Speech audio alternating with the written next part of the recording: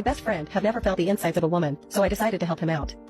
I have a guy best friend whom I've known my whole life. Throughout school life, classmates always called him a geek guy and myself geek girl, as we always hung together and did nerdy stuff, but never dated each other. He was always extremely self-conscious and sensitive about the name calling. Later when we became adults, we continued to keep in touch, but we were also busy with our own separate lives. But one day I went to visit him and he seemed miserable. He confessed that he felt lonely for a long time and never been with a girlfriend.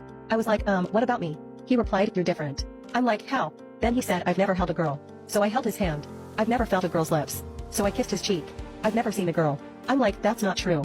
Okay, besides the stuff I care to admit seeing on the computer and phone. So I replied, so you've never had steamy time? He said, just with Mrs. Thumb and her 4 sisters. I replied, what? He laughed, never mind. So I reached for the bottom of my top. He replied, don't be silly. What are you doing? I told him, bringing you into the real world, and I lifted up my top. And he stared at my melons for a long time. He said, Bree, I can't. I told him, it's okay. Touch them.